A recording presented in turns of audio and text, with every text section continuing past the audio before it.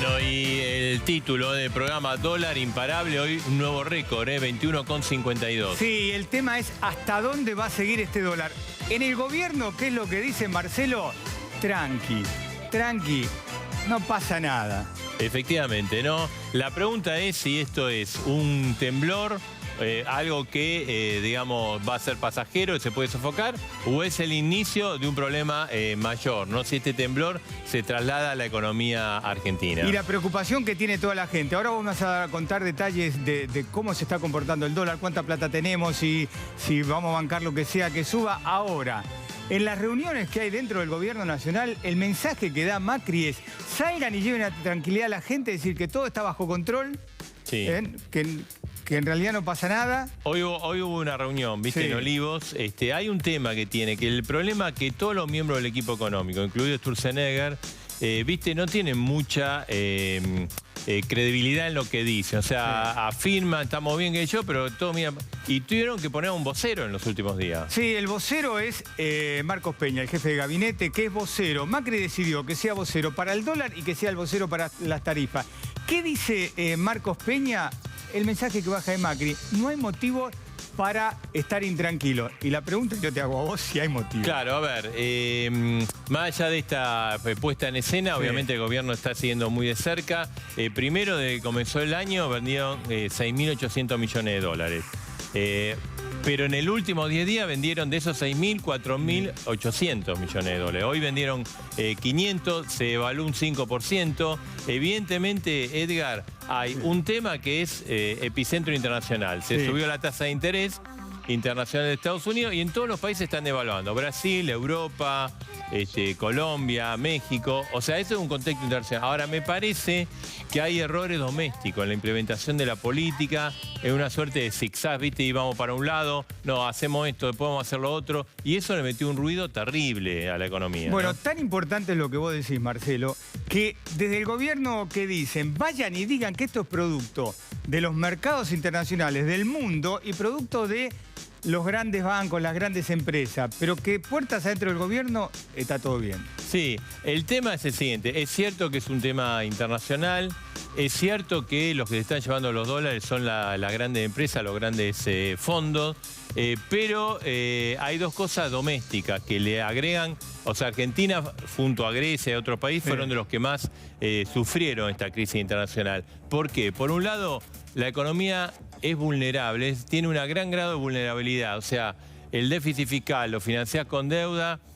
Todo eso anda bien cuando los mercados están tranquilos. Cuando los mercados empiezan a... No es un sacudón internacional, es como un retoque, un ajuste. Evidentemente uno de los países que más lo sintió porque precisamente los desajustes que tiene la economía argentina hacen que sea un país vulnerable. Entonces que se note más este tipo de ruido internacional. Lo que pasa, ¿no, Marcelo, que un pequeño ajuste en el exterior para nosotros, ¿te acordás cuando dice que estornudan en un lado y nos resfriamos nosotros? Por eso te digo, en otros países que también se devaluó, en Europa se devaluó, en Brasil se devaluó y bastante, digamos, en el último tiempo Brasil devaluó un 15%, Argentina un 5%. No hay tanto drama. En la Argentina sí hay drama porque necesita la deuda, endeudamiento para financiarse. Entonces, si se encarece eso o hace que en el exterior sea más atractivo poner dólares en Estados Unidos, lo que hace mucho es irse, que es lo que está pasando. O sea, es cierto que los que están comprando dólares no son tu tía, mi abuela, mi mamá, no. Son grandes grupos de inversión, pero eso... más que dar tranquilidad, genera más duda, porque si los grandes, los bancos, son los que te llevan los dólares, ¿qué está pasando, no? Vos sabés, Marcelo, que hay un dato interesante político que tiene que ver con los aliados de Cambiemos, porque Macri desea que salgan todos los aliados de Cambiemos a decir lo que dice Peña, que está todo bien, que no hay motivo para intranquilizarse, pero los aliados de Cambiemos, los que no son del PRO, dicen: nosotros no sabemos nada de lo que está pasando. Vayan y pregúntenle al gobierno. Nosotros, digamos, como que están molestos porque no tienen argumentos para salir y explicar lo que está pasando. No, y además, bueno, de radicalismo, o sea, Cornejo, sabemos que el principal asesor económico es Alfonso Pradgay, es crítico dentro del espacio, ¿no? Es crítico no solo de ahora, por eso dejó de ser ministro, ¿no? Ahora, hay también muchos rumores los últimos días de renuncias en el gabinete, Sí. ¿viste? Porque bueno, hoy no estuvo Duhovne en la reunión, pero Duhovne creo que está de viaje. Sí, no. A ver, se habló de Sturzenegger, Sí. ¿viste? O sea, si dicen, si Sturzenegger logra controlar esto, se va, que Duhovne con el tema de la Choco Arroz y todo eso. Sí. En principio, Macri ha respaldado a todos, respalda a todos. El tema a Duhovne lo ha respaldado personalmente. A Sturzenegger el viernes le dio carta abierta. O sea, Sturzenegger tuvo una pelea, que esto hay que agregarlo a la dosis de incertidumbre, pelea monumental con Quintana, ¿no? Quintana le hizo una suerte de intervención al Banco Central. El viernes parecería que esa intervención terminó, que Sturzenegger habló directamente con Mauricio Macri y dijo, bueno, volvemos al viejo Sturzenegger, a subir la tasa de interés. Ojo, que incluso está altísima, 30,20 y pico, pero que algunos dicen que si este tema del dólar imparable continúa algunos días más, Sturzenegger podría volver a aumentar la tasa de interés, que no le va a temblar el pulso, o sea, porque vuelve el viejo Sturzenegger, ¿viste? Bueno, algo de eso hay. ¿Por qué, Marcelo? ¿Por qué Peña, que lo mencionamos a cada rato, pero porque Macri decidió que sea el vocero, sí, ¿no? y además es el número 2 del gobierno. Después de Macri manda Peña. Exacto. Y después vamos a ver cómo quedó la mesa chica. Pero Peña salió a decir que el Banco Central tiene las herramientas necesarias para controlar la inflación. Sí. ¿Esto es un respaldo a Sturzenegger o decir a Sturzenegger hacer lo que Como tenga? Riquelme, viste que ayer Riquelme dijo, bueno, Tevez tiene que llevar el liderazgo para que Boca clasifique. Sí. No se sabe si es un elogio o... Yo, le voy a preguntar a Marcelo, porque... A ver, hay una pelea fuerte, ya te diría, de los últimos meses del año pasado, Banco Central, jefatura de gabinete. O sea, la pelea en persona es con Quintana. Pero el jefe de Quintana es Peña, no es que Quintana se corta solo. La primer round, yo te diría, o sea, los primeros rounds lo ganó Sturzenegger ampliamente. A partir de diciembre los rounds lo ganó Quintana. ¿Hasta cuándo? Hasta el jueves de la semana pasada. El miércoles de la semana pasada fue el peor día de la crisis cambiaria. La orden que Quintana le daba al Banco Central es: ustedes vendan todos los dólares necesarios para contener el precio del dólar. Sturzenegger lo llevó a la máxima expresión, un día que se había devaluado en todo el mundo. Quintana pensó que Sturzenegger lo hacía para dejarlo en orsay a él. Lo concreto que al otro día se cambió esa política. Empezaron a dejar que el dólar fluya, digamos, flexibilizar. Igual siguieron vendiendo. El viernes entonces vino la receta de Sturzenegger, subir la tasa de interés imprevistamente 3 puntos, es muchísimo. Y igual vendió el Banco Central. Bueno, vamos a esperar el miércoles, dijeron, por hoy. Sí. Y hoy la cosa digamos, uno puede decir, bueno, vendieron menos dólares que otras veces, pero no, digamos, no funcionó. No funcionó, por eso, ojo que el Banco Central podría, digamos, no le va a temblar el pulso de Sturzenegger. Acordate que cuando empezó el gobierno lo puso a 38 la tasa de interés. Estamos en el 30, ahí camino. Lo que pasa es que aumentar la tasa de interés tiene un costo desde el punto de vista del nivel de actividad. Exactamente. Porque, digamos, se encarece el crédito. Las empresas no se pueden endeudar. Vos... O más caro. O más caro, si se endeuda más caro. Vos que vas a hacer compras y dejás... no pagás todo, la tarjeta, lo más común que es el supermercado. Sí. Vos vas a hacer una compra y decís, no pago todo. Guardo y pago una parte el mes que viene porque no me alcanza la plata, te matas una tasa de interés tan alta. Sí, porque digamos, aumenta esa tasa de referencia, pues aumentan todas las tasas. Y mira, hay un ejemplo en el cual el gobierno, digamos, tomó una medida que anduvo muy bien el año pasado, que es crédito hipotecario. Sí. Bueno, con el dólar subiendo, hay mucha gente que le tiene acordado el crédito, le pasa y cada vez tiene menos dólares, porque si a vos te lo acordaron a fin de febrero y todavía no te lo dieron, perdiste por lo menos un 5%, ¿no? Porque el dólar es más caro. Con los mismos pesos comprar menos dólares.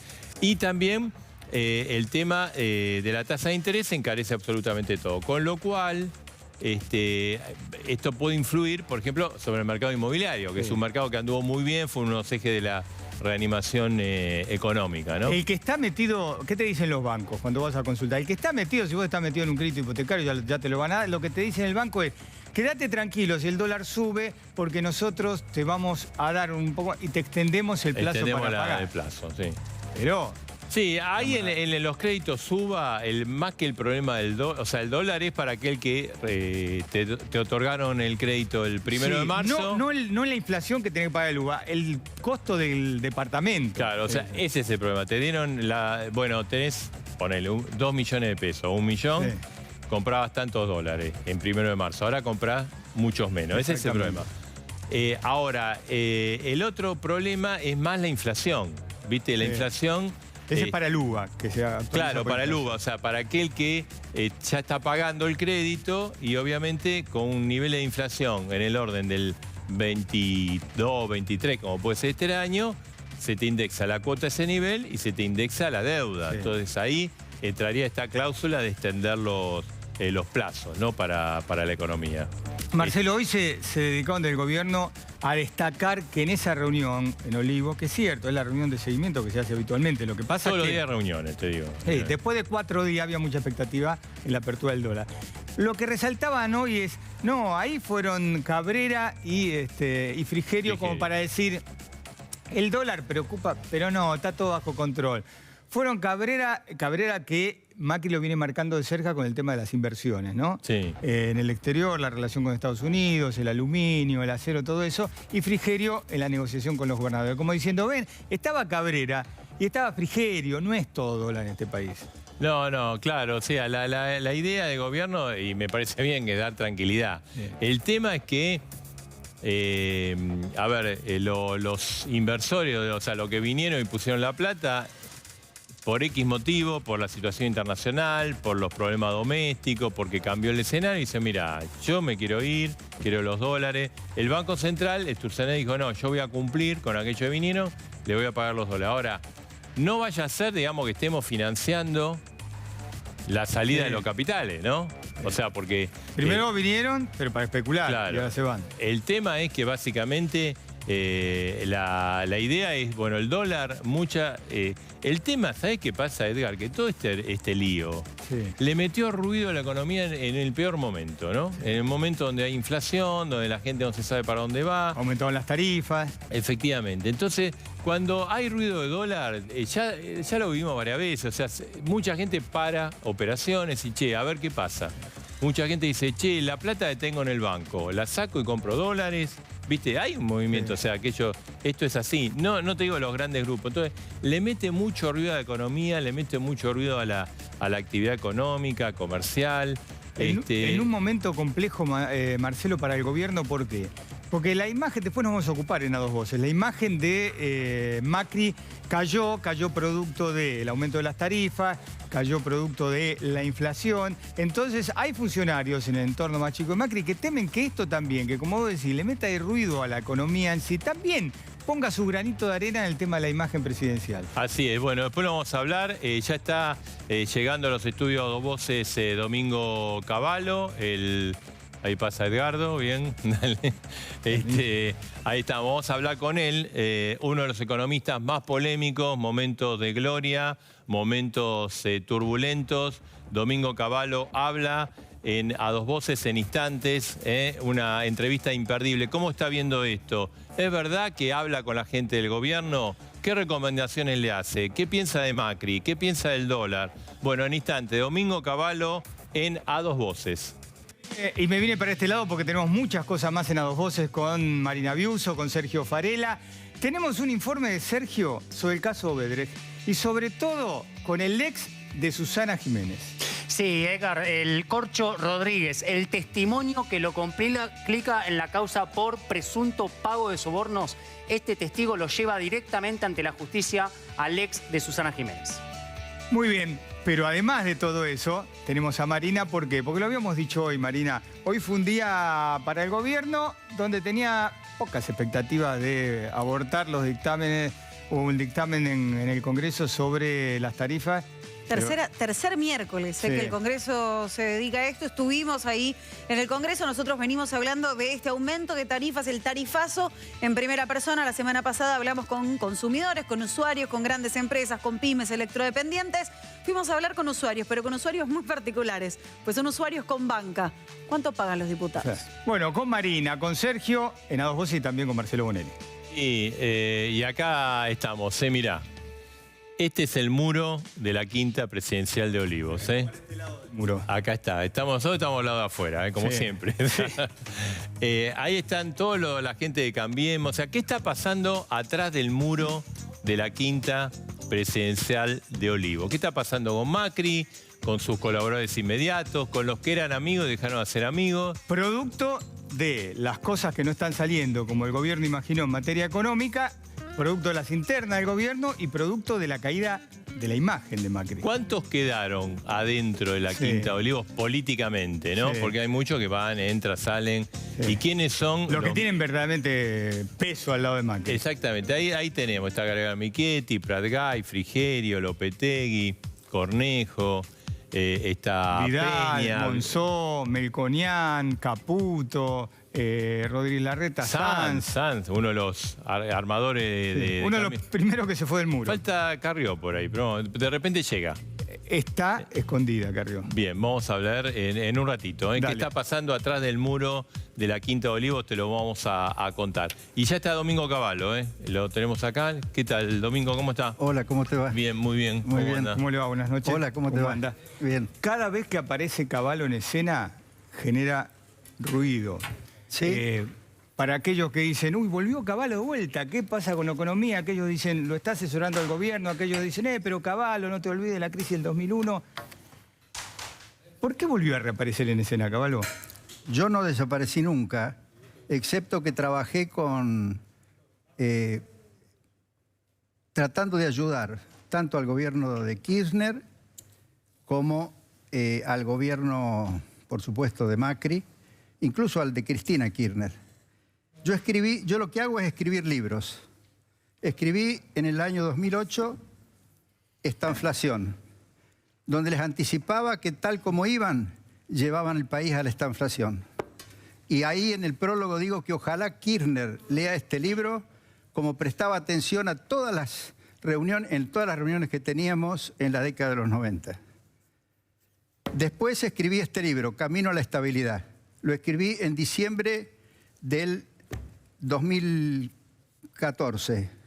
No, en marzo del 2014. Y justamente veía yo que iba a terminar muy mal y iba a dejar una herencia terrible el gobierno de Cristina Kirchner. Entonces escribí el libro y se lo mandé, mi secretario se lo llevó a Kicillof y por supuesto se lo mandé también a Cristina Kirchner. Y en ese libro...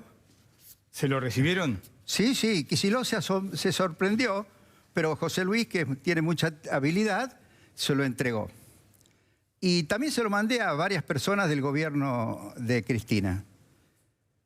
Y acabo de escribir este libro.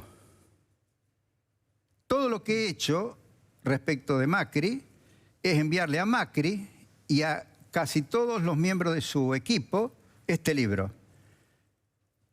Yo hace 4 años, creo que la última vez que lo vi a Macri fue al lado de mi oficina porque él entraba a la casa, no sé si de la madre o de algún pariente ahí en la calle Tagle. Nos saludamos y a partir de ahí yo no he hablado nunca con Macri. O sea, Tampoco- el viernes no hubo reunión porque Es se dijo- mentira, eso es todo un invento que lo hacen algunos para atacarme a mí, otros para atacarlo a Macri y para crear desconcierto. Imagínese, un periodista que dice que yo le recomiendo a Macri que lleve el dólar a 30 pesos. Obviamente es una persona que nunca leyó los comentarios que yo hago en mi blog. Yo tengo un blog que lo empecé en julio del 2002, que se llama www.cavallo.com.ar, donde desde entonces hago comentarios y doy mi opinión y siempre el mejor consejo que puedo dar para la situación que se está viviendo. Empecé con ese blog porque obviamente en el año 2002 a mí me proscribieron. Todos los periodistas y todos los medios que me pedían muchísimas entrevistas hasta que asumió Duhalde, a partir de ese momento, y como sabían que yo iba a desnudar esa barbaridad que era la especificación compulsiva de la economía, que era una transferencia de ingresos a favor de los endeudados y castigando a todos los ahorristas y a todos los trabajadores, entonces no me invitaban. Además estaban en una campaña de demonización. Pero yo ahora, ¿qué he hecho? O desde entonces... Hizo el libro y se lo mandó a Macri. Por supuesto. Se lo mandé a Macri y a todos los miembros de su equipo, a todos los que para los cuales tenía la forma de que José Luis se los entregara. Ahora, ¿por qué les mandé este libro? Porque yo creo que uno de los déficits más grandes que tiene este equipo es que no entienden nada Perdón, no es que no entiendan nada, entienden muchas cosas, pero no conocen la historia de Argentina, no conocen la historia económica de Argentina, tienen una interpretación equivocada, salvo un miembro, que es Lucas Liach. Hay gente muy preparada técnicamente, desde el punto de vista económico, pero no hay nadie que realmente tenga una interpretación acabada de lo que fue la historia argentina y en particular de los últimos 30 años, que es fundamental para no cometer graves errores. Técnicamente hay gente muy buena, pero por ejemplo mi opinión respecto de Sturzenegger, a quien aprecio y de quien se dijo que yo también me estaba reuniendo con él porque fui a una reunión de la, ¿cómo se llama?, de la asociación, bueno, de las jornadas de economía bancaria. Sí, la asociación y me de bancos. sacaron una foto, ahí sacaron que yo lo asesoraba a Sturzenegger. En este libro, justamente, yo hago una crítica a la interpretación del tema inflación del libro de Sturzenegger, el libro Yo no me quiero ir. Y se la hago de una manera bien constructiva.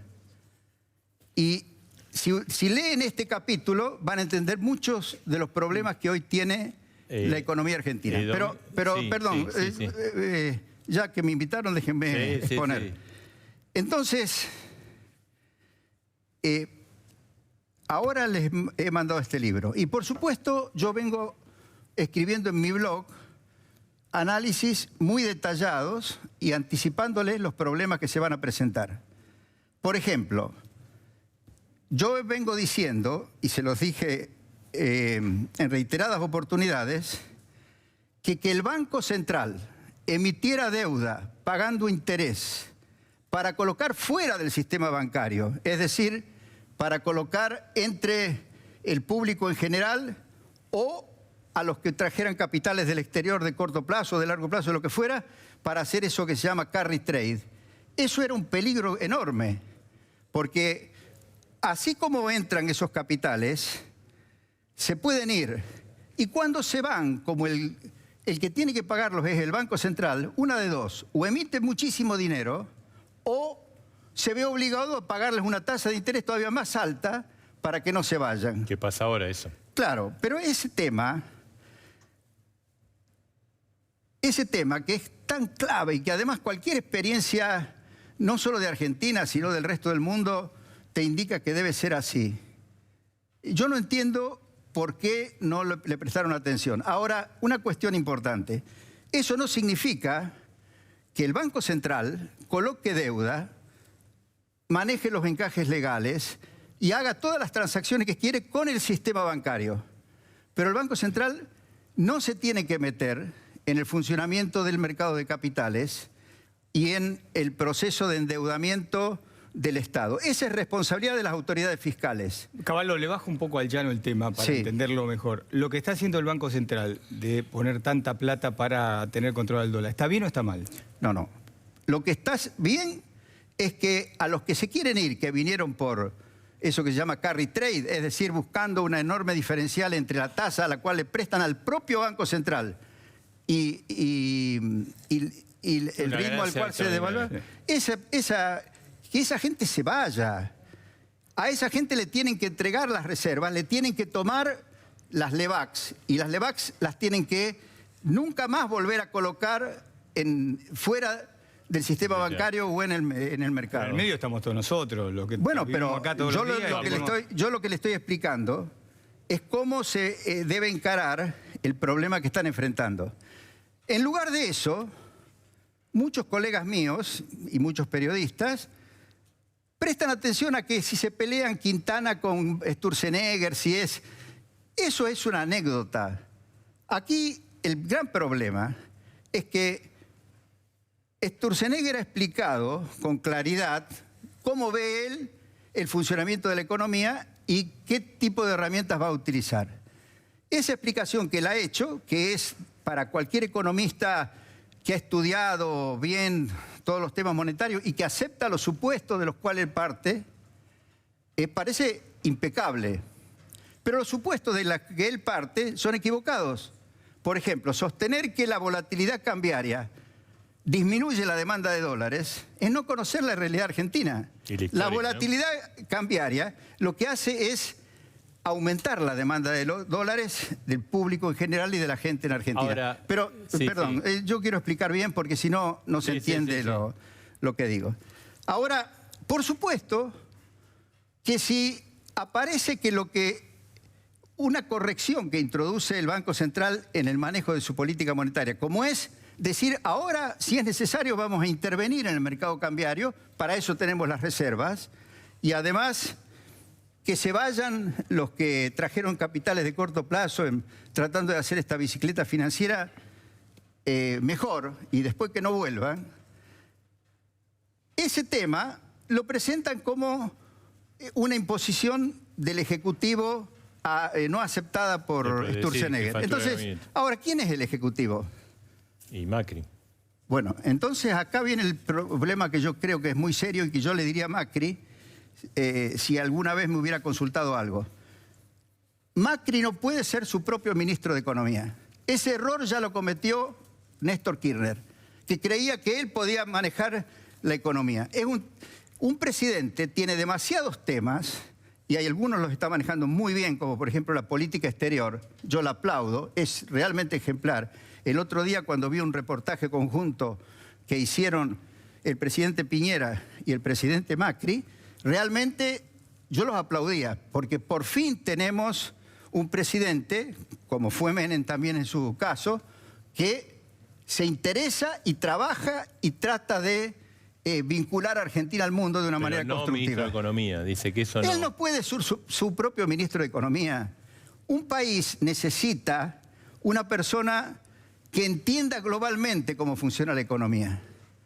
Y no puede tampoco atomizar, no digo el Banco Central, pero en todo lo que es el Ejecutivo, está totalmente atomizado. Ahora, el ministerio. Cuando uno, digamos, lo que se dice es esto, pasaba con Kirchner, porque más o menos decía lo mismo, y Macri cuando asumió, no queremos un Domingo Cavallo, el ministro de Economía. Dice, porque después tenemos que disputar poder con el ministro de Economía. Bueno, Menem nunca disputó poder conmigo. Yo nunca disputé poder con Menem. Eso eran todos inventos. Mi relación con Menem, salvo por el tema de las mafias, que eso apareció un poco más adelante, fue siempre una relación de respeto mutuo. ¿Tendríamos que tener un Domingo Cavallo en este gobierno? No un Domingo Cavallo. Un economista que conozca historia, que tenga experiencia y que tenga una comprensión general de cómo se maneja la economía. Si no quieren leer mis libros... los ministerios, que quede uno solo, el área económica, ¿quede un solo ministerio? Los que hoy son ministerios tendrían que ser todos secretarías. ¿Y un solo ministerio de Economía?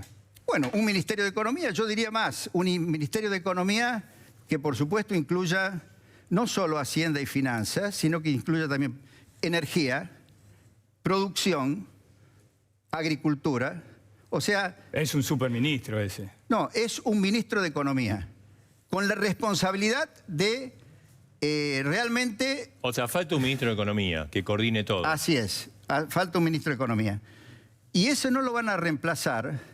A lo mejor, yo pensaba, lo puede reemplazar con el jefe de gabinete y los dos vicejefes de gabinete. Pero lo que yo veo, de lo que vi, yo creo que las decisiones estas últimas y la supuesta puja entre Quintana y Sturzenegger, para mí no. Para mí es un tema del presidente pretendiendo él ser su ministro de Economía y no tomando las medidas con los conocimientos necesarios para llevar adelante eso, por ejemplo...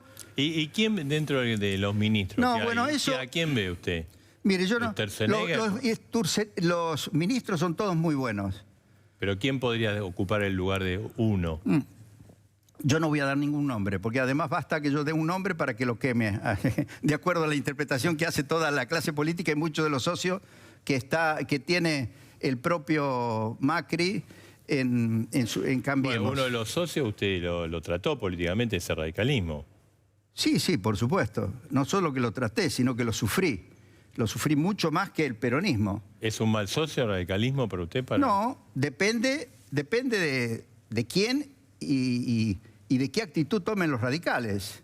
Pero ayer lo vi, fíjese, lo vi a Casella, el que era... Casella, sí, sí, candidato. Lo vi a Casella y dijo que el problema que tenemos hoy de las tarifas es porque se privatizaron las empresas de servicios públicos en la década de los 90. ¿No se acuerda que había cortes de electricidad de 8 horas cuando asumió Menem? Y no sabe que el proceso de reestructuración de YPF, el proceso de privatización de empresas de gas, de electricidad, permitió que el precio de la electricidad bajara, que aumentara la capacidad de producción, que pasáramos a exportar gas y electricidad y que tuviéramos un sistema que era visto como un sistema ejemplar. Entonces, y ahora vamos al tema de las tarifas. Sí. Espere, no se vaya del dólar, Sí. porque si no se me va de los temas. ¿Ahí es para preocuparse o no el dólar en el precio que está, 21,50? Lo que Mire, está pasando estos días, ¿no? si hacen las cosas bien, si dividen el rol del Banco Central y del Ministerio del Tesoro, que tendría que ser Ministerio de Finanzas, Ministerio de, Sí, un de ministerio Hacienda a la como vieja mínimo. usanza, digamos, Sí. ¿no? Si hacen bien, pero aún antes de tener un ministro de Economía, si la responsabilidad de administrar la deuda pública, toda la deuda pública, la colocación primaria de bonos, etcétera, pasa a ser del Ministerio de Finanzas con el Ministerio de Hacienda. Es decir, que la política fiscal, en un sentido macroeconómico, se unifica ahí y el Banco Central se dedica a manejar las variables monetarias, pero interactuando con el sistema bancario, no con los mercados de capitales. Y si quiere el Banco Central hacer lo que hacen todos los bancos centrales del mundo, que se llaman operaciones de mercado abierto, que compran y venden títulos públicos, no lo tiene que hacer emitiendo su propia deuda. Lo tiene que hacer en los mercados secundarios de la deuda. O sea que esto es lo que yo escribo en mi blog, esto es lo que escribo en mis libros, Caballo. y esto es lo que algunos leen, pero hasta ahora ¿Le aparentemente respondió no les alguien hace del bien. gobierno? Cuando entregó el libro, respondió Macri, digo, por lo menos recibí el... No, yo no esperaba que me respondieran, yo se los mandé, como todo, también yo sé que ellos tienen acceso a mi blog y además yo les mando unos informes que preparo, que se los mando a muchos colegas, economistas, etcétera, y que tratan de ayudar. Como traté de ayudar a Néstor Kirchner y a quería Cristina preguntar, Kirchner. digamos, usted dice, bueno, se necesita una conducción unificada de la economía. ¿Se necesita un plan? Porque muchos dicen que tampoco hay plan. Y que Mire, no hay lo que se plan de necesita- O sea, porque, por ejemplo, estamos viviendo un problema inflacionario, ¿verdad? Que pareciera que es la gran problema que no puede resolver el gobierno.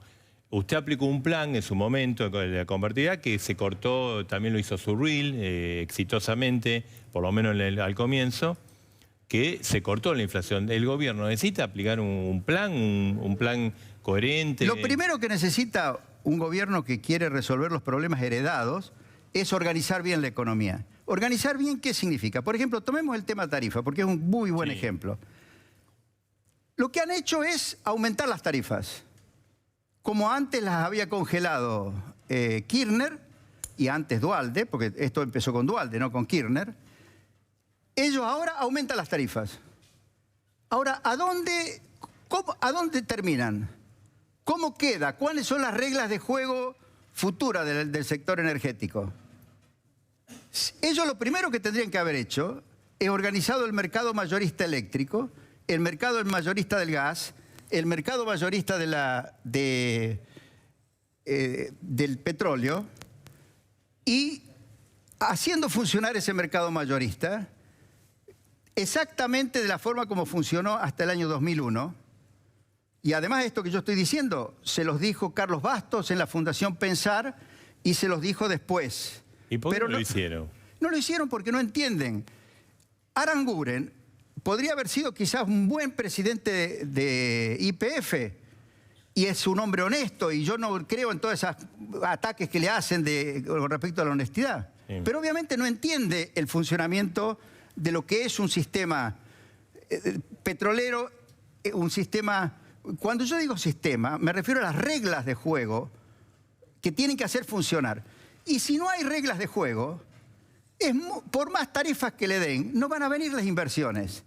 Porque ¿quién va a traer plata y va a hundir inversiones si no sabe cómo en el futuro se van a fijar las tarifas? Que todo va a depender del humor o de los deseos del Ejecutivo dentro de algunos años. Miren lo que está pasando ahora en el Congreso. ¿Usted cree que con este tipo de tratamiento político de las tarifas y de la actitud de la oposición, que obviamente está actuando con una irracionalidad extrema y yo creo que con una demagogia y tratando de ponerle todos los palos en la rueda que puede al gobierno? Entonces, la cuestión aquí es que lo primero que tienen que hacer es definir las reglas de juego de la economía. En todas las materias, cuando yo le digo cómo tiene que manejarse el Banco Central y cómo tiene que manejarse el Tesoro, sí, estoy definiendo un arreglo institucional para que funcionen bien. Con ese arreglo institucional se puede decir que el Banco Central sea autónomo, pero con este arreglo institucional que tiene ahora, donde el Banco Central se mete en el tema de cómo se financia a través de deuda el déficit fiscal o el sector, no puede haber independencia del Banco Central, porque del otro lado, o autonomía, porque eso de independencia es un título demasiado ampuloso, en mi opinión, porque del otro lado, obviamente van a decir, no, pero lo que vos estás haciendo me encarece el costo de la deuda. Cavallo, usted mencionó el Congreso y las tarifas. En las voces que escuchamos en el Congreso de la oposición dicen que con esta política tarifaria, con esta política económica, dice, quieren llevar a que el país, a que la economía estalle como estalló en el 2001. En esa época era usted el ministro de Economía. ¿Pero estalló? ¿Qué tiene que ver? Escúcheme, en el 2001 lo que había era una deflación. Una deflación porque el dólar estaba muy fuerte en el mundo, porque se habían devaluado muchas monedas, y nosotros aquí, por un problema de endeudamiento excesivo, que en ese caso fue de las provincias con el sistema bancario, para colmo con garantía de coparticipación federal, algo que mientras yo fui ministro nunca permití que ocurriera, la combinación de una crisis financiera, por lo que ocurren siempre las crisis financieras, es porque se dan mal los créditos, se dan créditos con imprudencia, como pasó en Estados Unidos con la crisis de la subprime, de las hipotecas. Entonces, si usted tiene un problema de deflación y tiene un problema de crisis financiera, lo que tiene que hacer es lo que estábamos haciendo, una reestructuración de la deuda, o sea, ordenada. Esto que dice muchas veces, no, se viene el 2001, no va a pasar. Pero por favor, el 2001 se puede llegar a venir dentro de algunos años si siguen con una política de endeudamiento exagerada, si tienen que pagar cada vez más altas tasas de interés, si el endeudamiento es a corto plazo y si no cierran el déficit fiscal. ¿Y esto que es más parecido a la última etapa de radicalismo? Cuando no, esto es muy... Hay varios episodios que son muy parecidos. Esto es muy parecido a lo que le pasó a Perón en el 49. Cuando aplicó políticas como las que aplicó el kirchnerismo, pero los términos de intercambio eran súper favorables, pero ahí llegó un momento en que la inflación llegó al 49% y obviamente ya se deterioraron los términos del intercambio, es decir, los precios tan altos que había. Se hizo un ajuste ahí. Claro, Perón mismo hizo un ajuste en una época en que todavía los controles de precios y el intervencionismo en la economía le permitía hacer un ajuste. Así todo, Perón se dio cuenta que, por ejemplo, tenía que cambiar su política en relación a los capitales extranjeros. Pero como había hecho un discurso tan ultranacionalista, la oposición de ese momento se le opuso a las medidas que después tomó Frondizi en el 58. Ahora, además de eso, el otro episodio, parecido a la herencia que recibió Macri, fue la herencia que recibió Rodrigo. O sea, después de la barbaridad que fue el programa de Helbar, que fue igual al de Perón-Miranda, una barbaridad desde todo punto de vista, y que lo hicieron porque los términos de intercambio también eran favorables. El mismo que había ayudado a Perón a organizar la economía, digamos, a producir un cierto ajuste, que fue Gómez Morales, lo intentó. Pero se le murió Perón, se armó todo el lío este de Isabelita López Rega, estaba además todo el tema de la confrontación entre la AAA, y se les ocurrió tomar medidas supuestamente liberales, incluso los aconsejaba Ricardo Sin, y resulta que produjeron una explosión. No por culpa de Rodrigo, porque Rodrigo en realidad no entendía bien lo que estaba pasando. Después de esa explosión, tuvimos 15 años de estanflación, porque entre 1975 y 1990, un año lograban bajar un poco la inflación y se reactivaba la economía. ¿Falta un plan antiinflacionario acá? No, falta una buena organización de la economía. Por supuesto, también un plan. Además, los planes dan resultados cuando hay equipos coherentes que los manejan. Por ejemplo, en el caso del Plan Austral y del caso de Surruil. Surruil era un hombre que conocía economía y que conocía historia. Había escrito un libro muy importante con Richard Mallon sobre Argentina en una sociedad conflictiva. Un muy buen libro. Y con un buen equipo, él armó el Plan Austral. ¿Cuándo vino la hiperinflación? Obviamente que al final del plan, a fines del 88, principios del 89, había desajustes importantes y había que tomar medidas. ¿Pero qué hace? Cambian el equipo económico y ponen a gente buena, pero totalmente improvisada. Ese fue un error de Angelos, que él prácticamente le exigió a Alfonsín. Si hubiera continuado el equipo de Surruil, no hubiera sido necesario que entregara el gobierno radical anticipadamente la elección. Yo tengo una pregunta más. Sí. A la luz de cómo lo trataron después a usted, ¿está arrepentido de haber asesorado a Kirchner en la compra de acciones de YPF y en qué hacer con los fondos de Santa Cruz o no? No, yo nunca lo asesoré en eso. ¿Cómo no? ¿Usted dijo que asesoró en la compra de acciones de YPF? Kirchner apoyó totalmente, incluso convenció a los otros gobernadores que apoyaran la reestructuración de YPF y el proceso de privatización de YPF. Sí.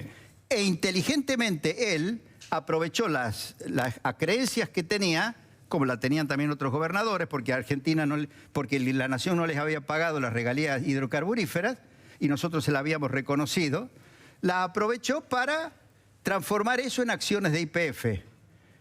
Después, ¿qué es lo que hizo con el producido de esas acciones de YPF? Yo no lo asesoré. Yo no sé quién lo asesoró. ¿Es verdad que Kirchner era cabalista?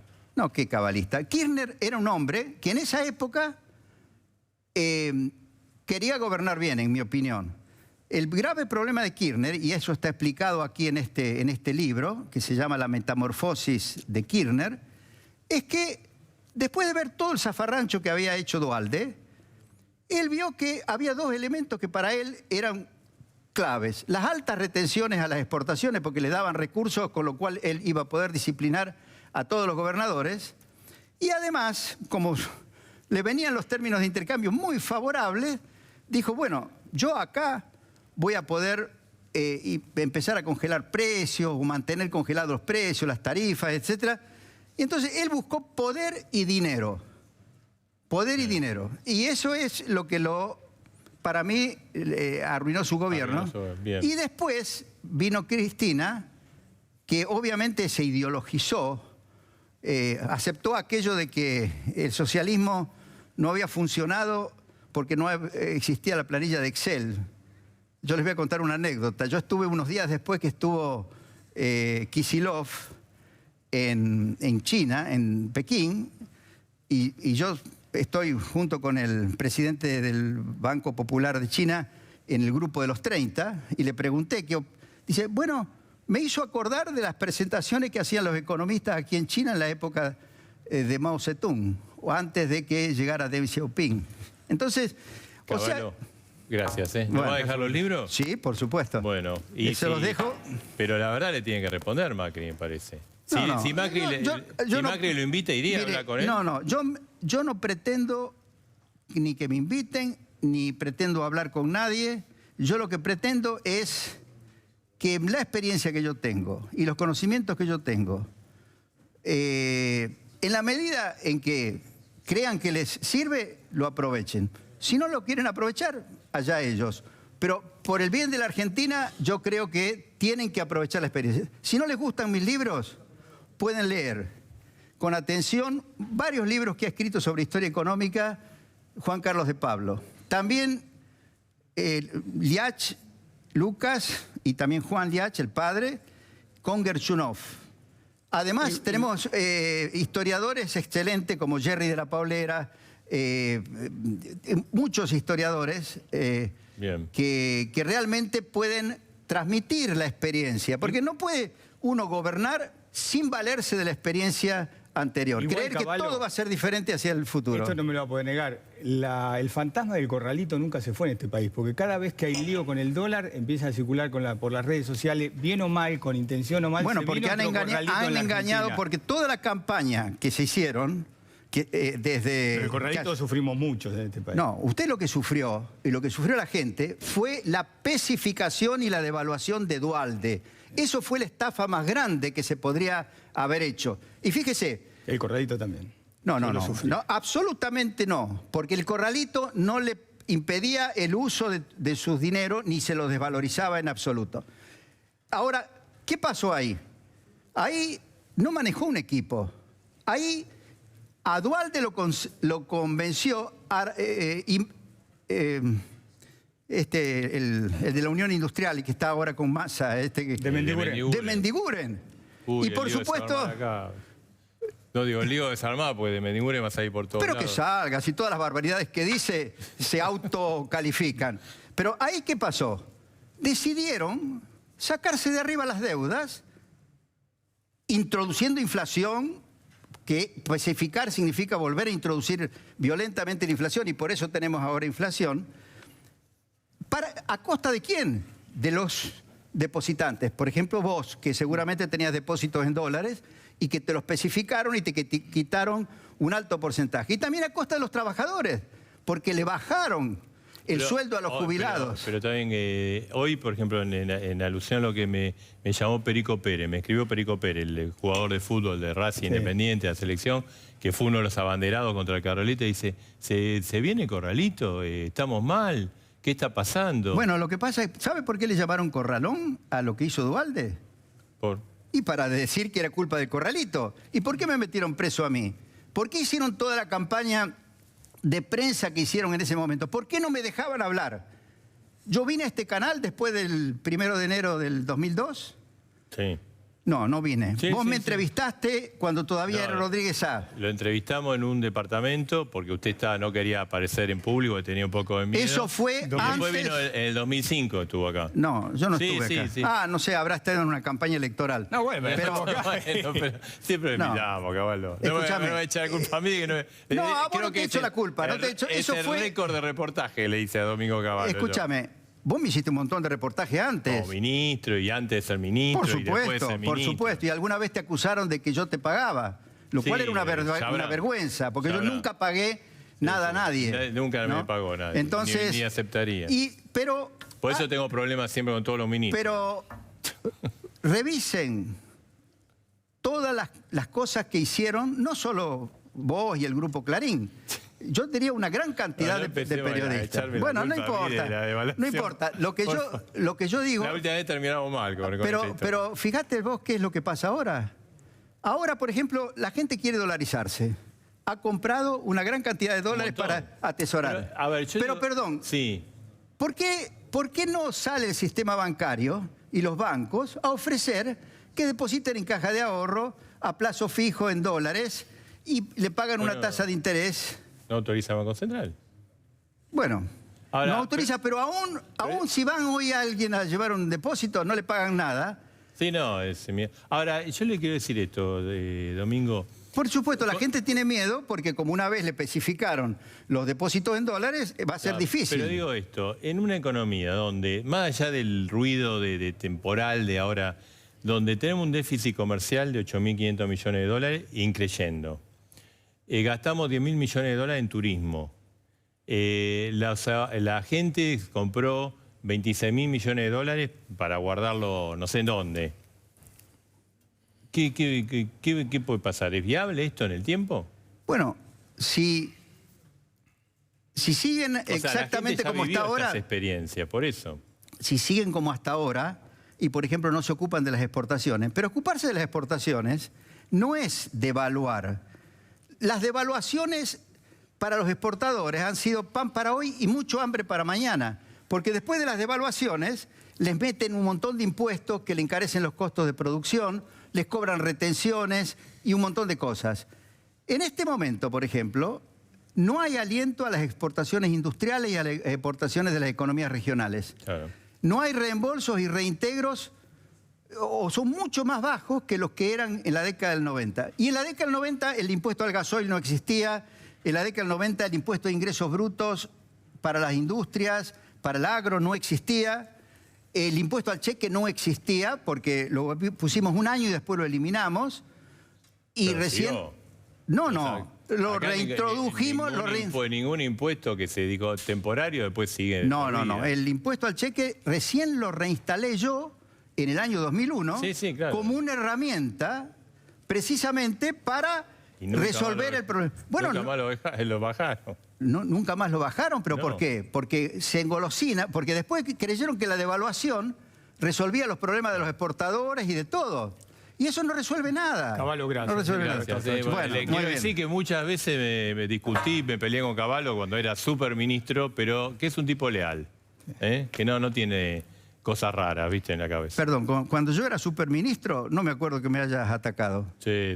No, casi nunca. Andaba por todos los lugares. No, por favor, por favor. Bueno, Domingo, déjenos los libros, no se enoje, sí, los libros te los dejo. Bueno, ahí tenés. Tengo muy pocos ejemplares. Chao, adiós. Si necesito unos pesos, podemos hacer una vaquita.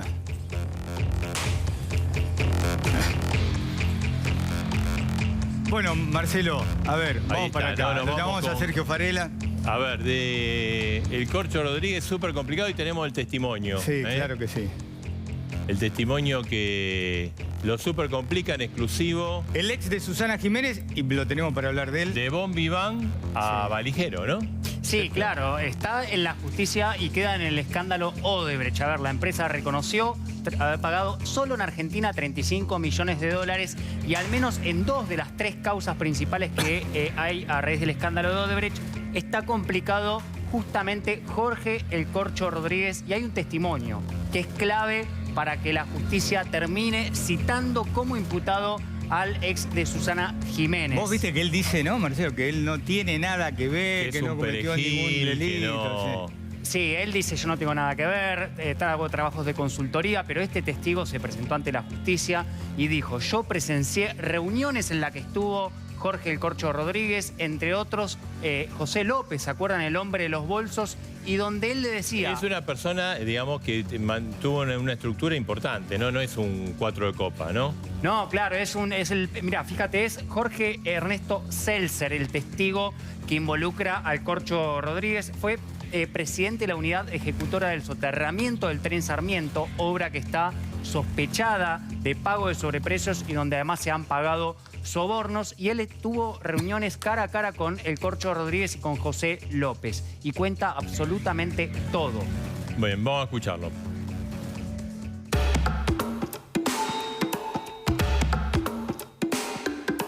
Hay un testimonio clave que compromete seriamente a Jorge Corcho Rodríguez en la causa de sobreprecios entre el Estado argentino y Odebrecht por el soterramiento del ferrocarril Sarmiento. Se trata del testimonio de Ernesto Seltzer, expresidente de la unidad ejecutora de soterramiento del ferrocarril Sarmiento. Hay mensajes de texto comprometedores en el teléfono de José López. José, están bombardeando llamados los brasileños a Celser y a Sinesi. Ya vieron que el expediente volvió a la unidad. No saben qué responder. Dame indicaciones. Expeditivo y determinante, José López respondió tan solo 1 minuto después. Díganle que hable con el Corcho Rodríguez. Gracias a la declaración de Celser, quedó claro el rol de emisario o valijero que habría tenido el empresario Jorge Corcho Rodríguez entre Odebrecht y el exsecretario de Obras Públicas, José López. El rol del Corcho Rodríguez era una suerte de intermediario entre López y Odebrecht. Celser dio detalles sobre las reuniones en las que participaban José López y el Corcho Rodríguez. Reuniones en las que se definían los voluminosos contratos con la constructora brasileña. Al Corcho Rodríguez lo vi en la oficina de López. Hemos tenido por lo menos reuniones en 5 oportunidades. En esas reuniones yo explicaba técnicamente que lo que pretendía cobrar Odebrecht como monto actualizado de la obra era inaceptable. Pretendía $3.000 millones cuando nuestros ingenieros demostraban que el precio actualizado era de $2.000 millones. López le decía al Corcho Rodríguez, vos le tenés que decir a la gente de Odebrecht esto, esto y eso. Era una suerte de intermediario entre López y Odebrecht. Por primera vez, un exfuncionario del gobierno kirchnerista reconoció ante la justicia un presunto sobreprecio que podría explicar el origen de los fondos que la empresa brasileña admitió haber destinado a sobornos en la Argentina, esos famosos $35 millones. El ex técnico del gobierno kirchnerista también recordó que dentro del propio gobierno había un trato, por lo menos cotidiano, con el empresario, rockero y famoso Rodríguez. Yo a la Secretaría de Obras Públicas entraba caminando, pero el Corcho dejaba su auto en el estacionamiento del Ministerio de Planificación Federal como invitado y saludaba a todo el mundo. Con revelaciones como esta, la ruta secreta de los sobornos de Odebrecht se aclara un poco más, día tras día.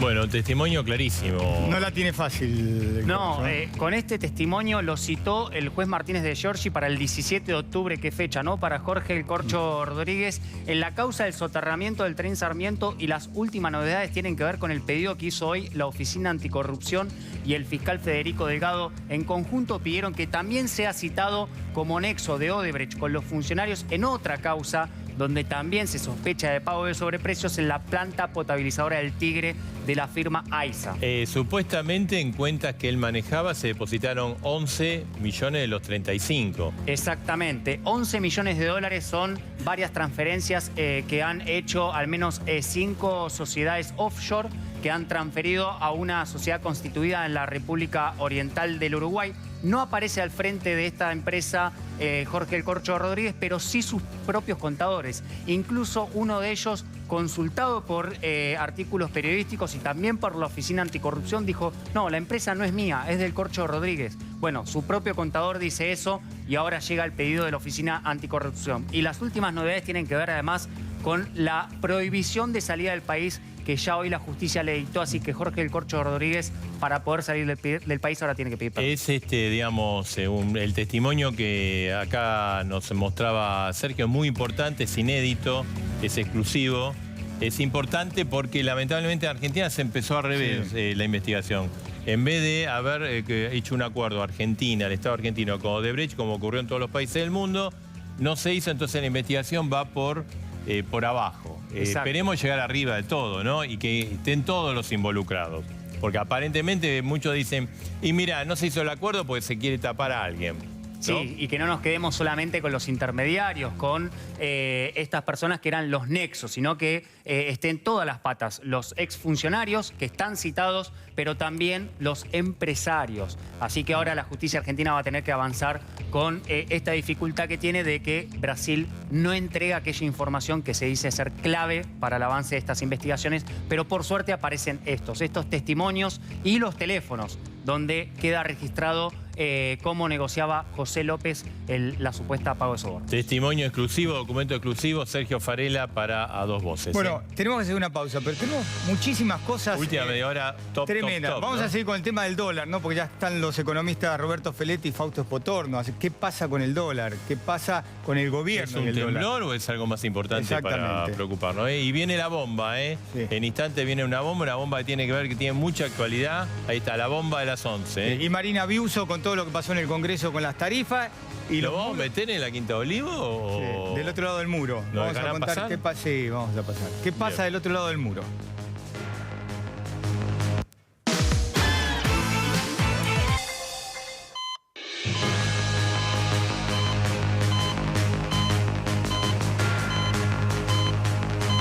Minuto de Como moneda. fue el programa de hoy, 2304, es un lujo.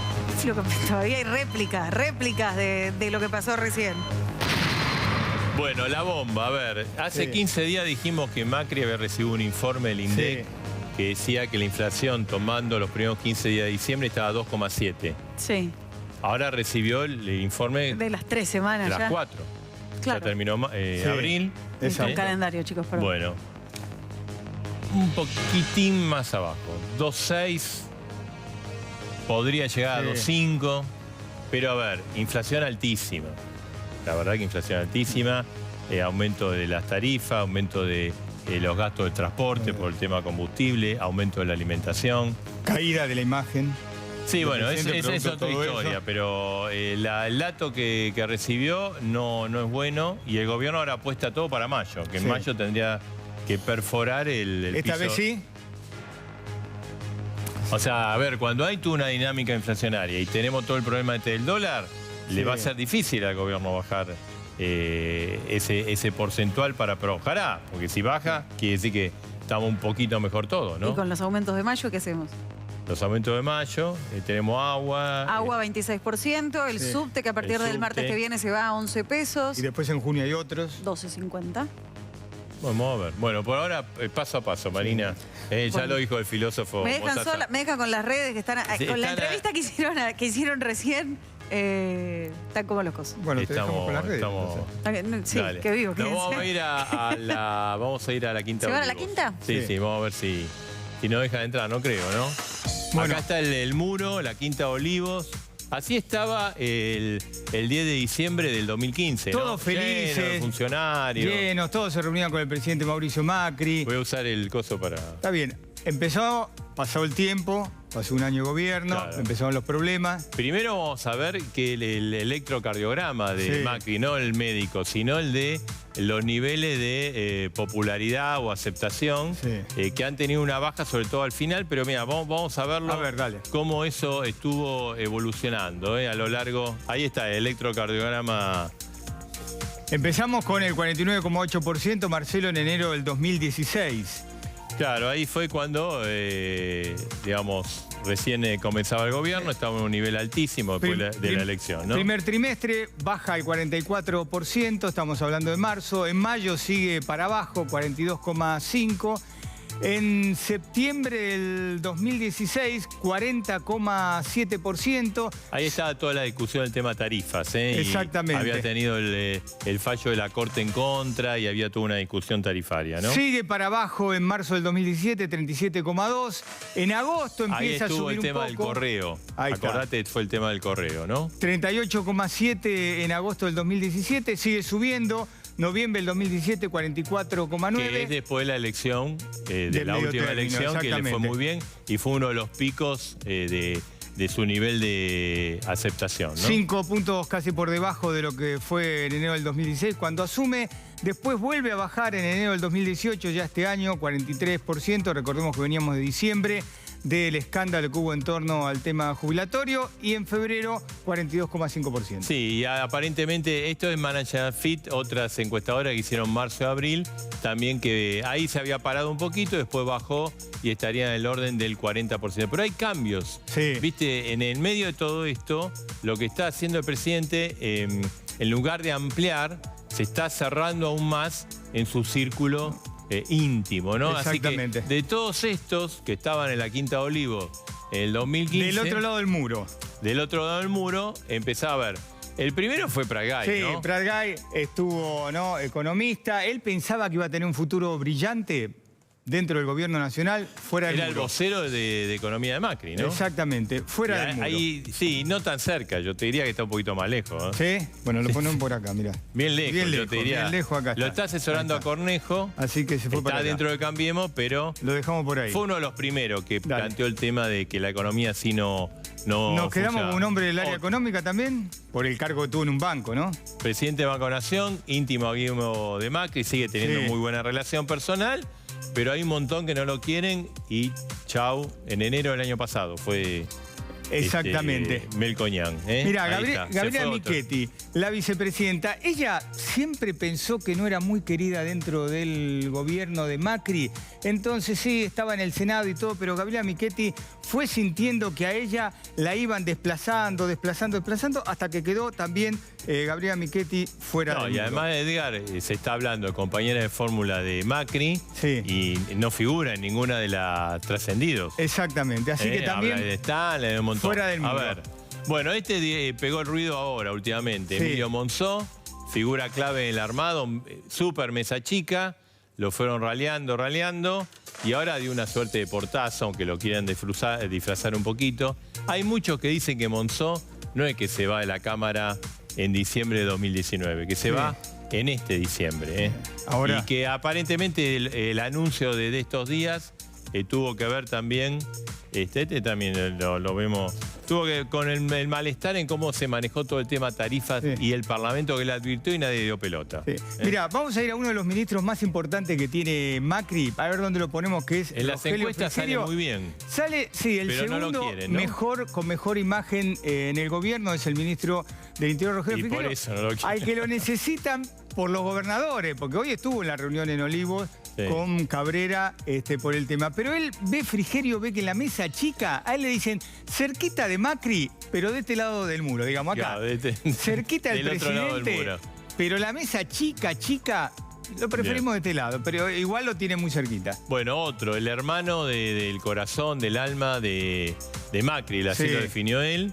Nicky Caputo, el empresario, íntimo integraba la mesa chica ya hace un tiempo, bueno, súper perfil bajo, pero hace un Sí. tiempo que no la integra, no participa, más bien estaba más cerca, por ejemplo, de Monzó, Sí. y se fue, está Sí. como viviendo en Miami, ¿no? Es un tipo que tiene mucha plata, va y viene por todos lados. A él lejos entonces también. Sí, acá mira, acá lo que pasa me está desalojando a mí.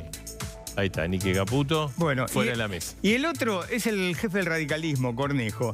Que a Cornejo, yo te digo una cosa, cerca de Pratgay lo quieren. Y porque Por además todas las críticas. él pidió la renuncia de Aranguren ahora y no Exactamente. quiere saber nada con eso. Y transmite las objeciones con relación a la política tarifaria, a todo el tema de la inflación. Así que Cornejo, que es, mira, vamos por atrás del muro de Olivos y lo ponemos acá también, ¿no? A Cornejo lo quieren del otro lado del muro. Lo escuchan, pero de lejos. Bien. Sand, creador de la de Cambiemos. Sí, claro. Decían que iba a ser jefe de gabinete, que Sí. hicieron así, y él dijo no, o jefe de gabinete o nada. Después se tejieron muchas cosas. Lo concreto de Sand, la vez pasada se reunió con Macri y fue como si hubiera sido la reunión Bolívar-San Martín, Sí. de tanto que no se ven, ¿no? Exactamente. Está en sus cosas, está totalmente alejado de ese círculo que, lo vamos a poner por acá, Sí, yo de te ese diría, círculo ¿no? que, bueno, solía conformar, ¿no? Exactamente. Bueno, y ahí ¿quiénes quedó se quedan? A ver, mira. Estos sí, se quedaron ahí, Sí. se quedaron con todo, me parece, ¿no? Sí. Mirá, tenemos A ver, vos que estás más cerca... María de- Eugenia Vidal. Sí. O sea, el núcleo duro de la mesa chica es, Sí. obviamente, Macri. Sí. eh, Marcos Peña. Marcos Peña. Que te digo una cosa, Peña hoy es el vocero de todas las cosas que Macri quiere Es transmitir. Porque habló del dólar, habló de las tarifas y todos se callan, todos dejan que sea Peña el que hable el nombre de Macri. Bueno, Quintana y Sí. Lopetegui, que son Sí.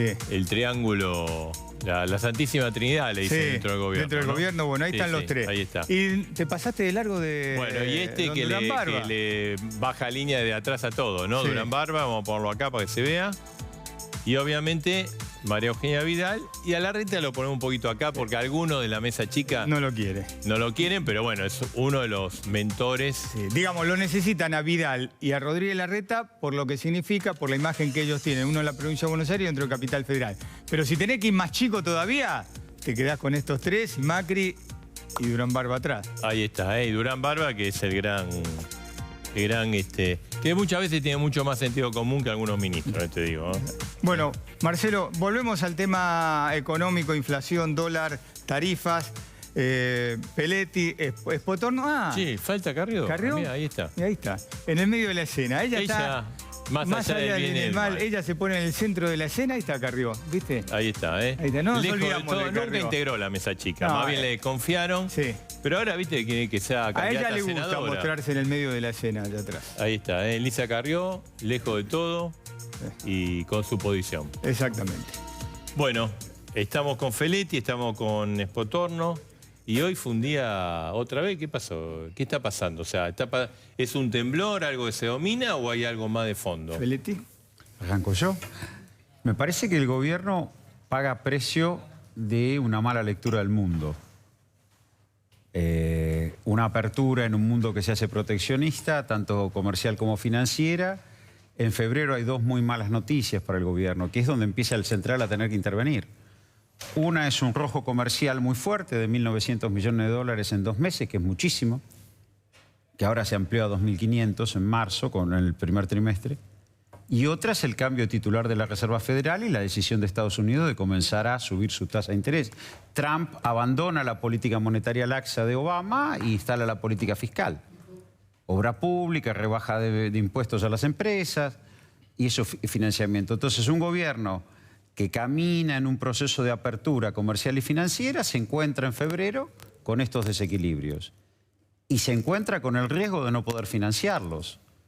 Entonces, lo que tiene el Banco Central es, cuando llega el momento de renovación del EVAC, que se le empiezan a ir más o menos febrero, marzo, abril, 75.000, 76.000 millones de pesos por mes. Y en una tensión con el Mario Quintana y Sturzenegger de bajar una tasa. Sturzenegger no la baja mucho, pero la tasa de evaluación empieza a ganarle a la tasa del EVAC. El central tiene que intervenir para contener el dólar. ¿Preocuparse esto, Espotorno? A ver, en parte sí, pero tampoco tanto. A ver, ¿qué es lo que está pasando en general? Es que Argentina es un país muy vulnerable financieramente porque tiene un déficit fiscal muy, muy grande. Un déficit fiscal grande y no tiene sistema financiero local. El sistema financiero local es muy chiquito en términos del déficit. Vamos a poner los números. Si consolidamos nación, provincia y municipios, el déficit fiscal es 7 puntos del PBI. El sistema financiero argentino es de 20 puntos del PBI. O sea que no hay cómo meter ese déficit financiero localmente. O sea, en 3 años te expropias todos los ahorros si lo haces así. Entonces, la única que le queda es salir a buscar plata afuera o emitir dinero como se hacía antes y eso genera más inflación. Ahora, la necesidad de emitir dinero afuera, de emitir deuda afuera, implica que cuando el mundo empieza a tener problemas, la tasa de interés de largo plazo de Estados Unidos está en el orden de 3%, que es la que importa, más que la de la Reserva Federal, la que importa es la de largo plazo, que es la con la que competís, porque vos competís contra el bono del Tesoro americano. Sí. Cuando competís contra el bono del Tesoro americano y empiezas a ofrecerte 3% de tasa, decís, bueno, con el riesgo que hay, por ahí ir a los países emergentes no es tan bueno, salimos. Y lo que estamos viendo es que hoy hay un movimiento de salida de todos los países emergentes. Todas las monedas latinoamericanas se devaluaron hoy. Lo que pasa es que Argentina, como es un país más vulnerable en ese sentido, tuvo el peor impacto de todo, ¿no? Entonces, ¿es para preocuparse? Bueno, el tema estructural sí, es el mismo que estamos hablando desde hace un tiempo largo, el tamaño del déficit fiscal y cómo lo financiamos. Ese es el punto a preocuparse. Feletti, Las crisis en Argentina son por sector externo, no por falta de dólares, nunca son por un problema fiscal. Todas las crisis fueron por problemas fiscales. ¿Cuándo no hubo una crisis fiscal en Argentina? Siempre las crisis son por corrida cambiaria. Todas Este las es el crisis problema. argentinas, absolutamente todas, fueron con inicio fiscal. La hiperinflación, el 2001. Es el Estado que se queda sin plata, se financia monetariamente hasta que no da más, eso explota, o se financia con deuda y eso explota. Hasta ahora tuvimos todas las crisis fueron fiscales, todas de origen fiscal. La deuda, a ver, el gobierno tuvo acceso a los mercados internacionales y tuvo 52, los fondos frescos, no los rollover de lo que venía de antes, sino los fondos frescos fueron 52.000 millones de dólares, balance cambiario del Banco Central. Es un shock de dinero bastante importante. Sin embargo, acá estamos, digo, y el problema que hoy no hay flujo positivo, no hay flujo positivo. Este es el problema, ¿qué es lo que ven los mercados? Los mercados, está bien, hay 62.000 millones de dólares de reservas, pero los pasivos monetarios del Banco Central, si uno sumara base monetaria más las LEVAC, dan un dólar de paridad de 38, y yo quiero sostener un dólar en 21 con un dólar de paridad de 38 teórica, pero la brecha es muy grande y no hay flujo. Esta es la realidad que está pasando hoy. Si el gobierno pudiera seguir accediendo a los mercados internacionales, lo que define la Reserva Federal es la tasa de los fondos federales, no la tasa que capta Estados Unidos. Pero sí marca un testigo y sobre eso viene el Treasury Bond a 10 años que está en el 3. Muchos analistas dicen que si llega al 3,50, esa tasa provoca una crisis en los emergentes. La realidad es que el gobierno se colocó en una situación de vulnerabilidad al endeudarse y tratar de ensayar una apertura que a lo mejor a principios de los 90, y yo fui crítico de esas aperturas, hubiera sido viable, pero hoy no. Porque todo el mundo revisa sus acuerdos multilaterales. Estados Unidos revisa el NAFTA, Inglaterra revisa su relación con la Unión Europea. Digo, esto es lo que el gobierno no ha leído. ¿Reaccionó mal el gobierno frente a este ruido externo? Yo creo que el gobierno empezó reaccionando mal en diciembre, cuando pensaron que la inflación ya estaba medio dominada, decidieron subir la meta de inflación y relajar la política monetaria, ¿no? En ese momento ya empezó a generar ciertas dudas sobre el mercado financiero local. A esto se le sumó una suba del dólar muy importante en esos meses, con suba del petróleo, etcétera, ya en los mercados internacionales. Se le subió la inflación, las expectativas de inflación enteras subieron. En una economía con la que estamos hablando, donde le empiezan a faltar dólares porque hay menos dólares, el tipo de cambio real tiende a depreciarse. Y si la expectativa de inflación sube, entonces el dólar tiene que subir más aún, ¿no? Cuando decimos que el tipo de cambio real tiende a depreciarse, estamos diciendo que este año, como están faltando dólares, el dólar va a subir más que los precios, más que la inflación. Vamos a tener más dólares que inflación. Ahora, si sube la expectativa de inflación, entonces también sube la expectativa de devaluación, ¿no? O sea que este dólar récord de hoy, 21.52, puede quedar corto. Y es probar. Hay que ver qué pasa mañana, ¿no? Porque el Banco Central metió dos medidas que generan un incentivo bastante importante. Primero subió la tasa de interés y hoy permitió que el dólar corriera hasta 21.52. ¿Usted comparte también, dice, bueno, veremos qué pasa mañana o hay que ver, el inversor hay que hacer, ¿no? A ver, yo insisto, hoy el problema que tiene el gobierno es que no tiene flujo positivo de dólares. Tiene déficit en su cuenta corriente, tiene restricciones en el acceso a los mercados internacionales y la verdad que el flujo de inversiones, si uno mira el balance de Banco Central, no ha llegado, por lo menos en una cantidad suficiente. Los dólares vienen de exportaciones, de inversión o de deuda. Digo, esta es la restricción. Y por el otro, tiene un excedente de pesos muy grande por el stock de LEVAC. Entonces, eso es una tensión. Hasta ahora, insisto yo, el gobierno de febrero para acá viene perdiendo en cada renovación, el Banco Central, perdón, en cada renovación de LEVAC, 75, 76 mil millones de pesos, que son los que presionan sobre el tipo de cambio. 15 de mayo tiene otro vencimiento. Ahí será un momento donde se verá si hay una renovación producto de la suba de tasa de interés, que puede ocurrir o no. La sensación que yo veo es que el gobierno tendría que plantear cómo va a sostener el desequilibrio externo y cómo lo va a financiar. Y esto es lo que me parece que le están preguntando. La tasa de interés tiene un límite para contener el precio de pesos si no hay dólares. ¿Se lo podemos traducir al que nos está viendo y poco le importa todo lo que pasa en lo macro y ve cómo hace para llegar a fin de mes y para pagar sus impuestos? ¿Cómo todo esto lo va a afectar? Eso, bueno, ahí es otra discusión, que es el acomodamiento de precios de la economía que el gobierno quiere hacer. Sobre la base... ahora tiene un problema. Desreguló el mercado de naftas. La devaluación inmediatamente va a impactar en el mercado de combustibles, que es un precio de precios. Produce el aumento de tarifas muy grande. Yo he estado en audiencias públicas, en varias audiencias públicas, y la verdad que hay bastante poco claro las ecuaciones de costos, los planes de inversión.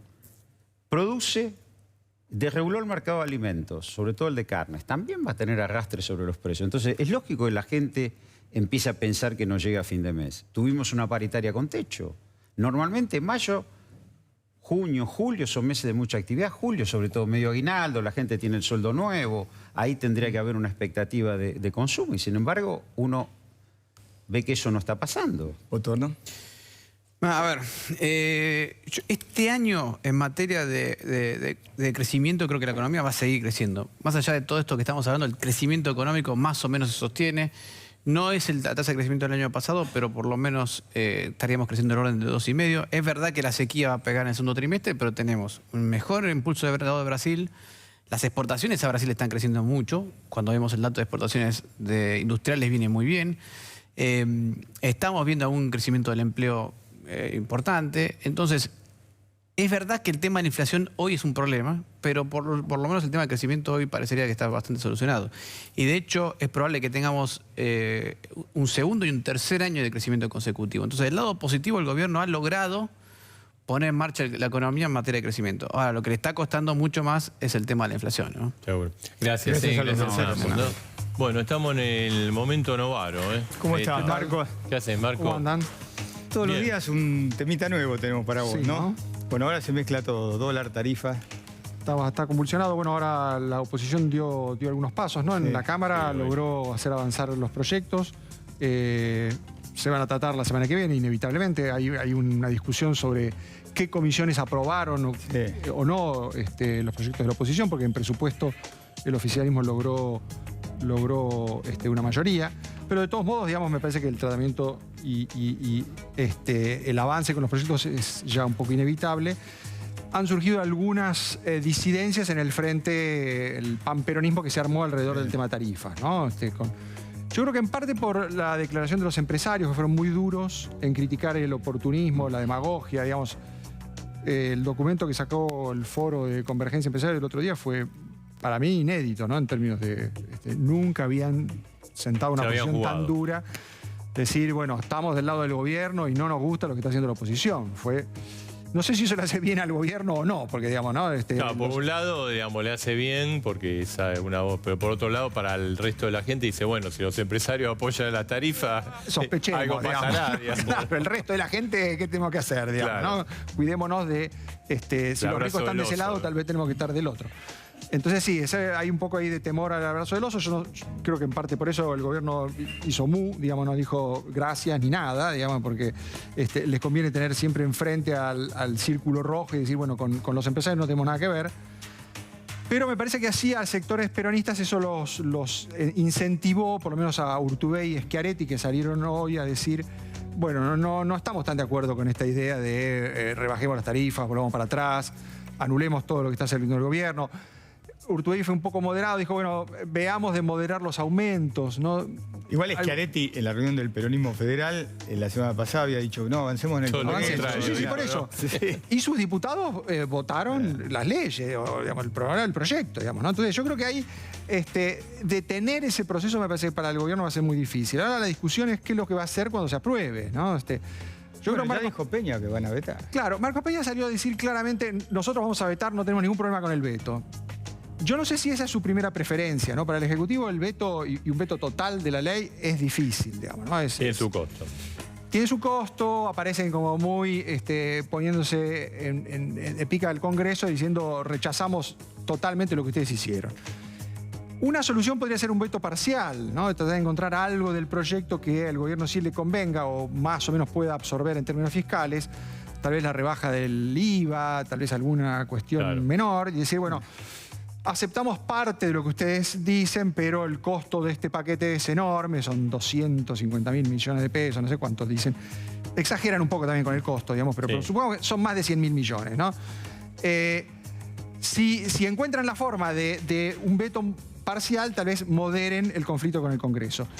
Y otra vía es la de ir a la Corte, ¿no? Es decir, este proyecto es inconstitucional porque las tarifas las fija el Ejecutivo y entonces el Congreso está haciendo algo que no tiene que hacer. Marco, te quería preguntar, eso que, digamos, esta Macri metiéndose para adentro, ¿no? Progresivo aislamiento. Progresivo aislamiento. Estamos quedándonos los buenos, digamos. ¿Es lógico de un gobierno? ¿Es lógico cuando hay dificultades? ¿Es bueno o es malo?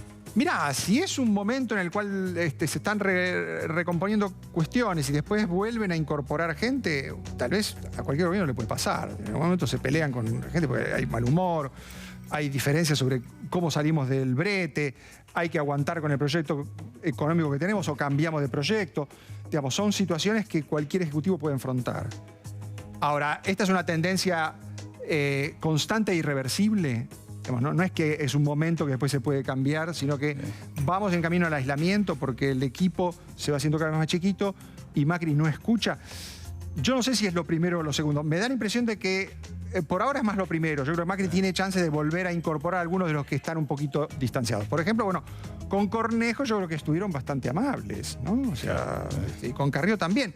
Incluso con Cornejo le dieron una escena de lujo, ¿no? Lo recibió el presidente con Aranguren y con varios ministros más y dijeron, usted ha logrado torcernos el brazo, modificamos un poco el proyecto. Bueno, nunca lo habían hecho con un opositor, ni con tampoco con un aliado. Rompían con Cornejo, rompían con Carrió, se acaba cambiando. Está bien, pero digamos que el modo de reconciliarse fue bastante generoso. Yo creo que Macri está dudando. Yo creo que en este momento yo lo que veo es tanto el tema de tarifas, el tema dólar, la estrategia antiinflacionaria.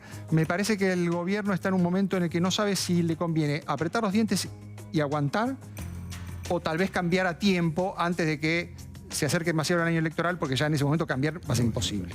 Marcos, gracias. A ustedes. Bueno, y hablando de tarifa, ¿sabes que está Tino y Gargamusa? Sí, ¿no? claro, que todo el mundo quiere escuchar el editorial de Tino y Gargamusa. Dale, vamos a escucharlo.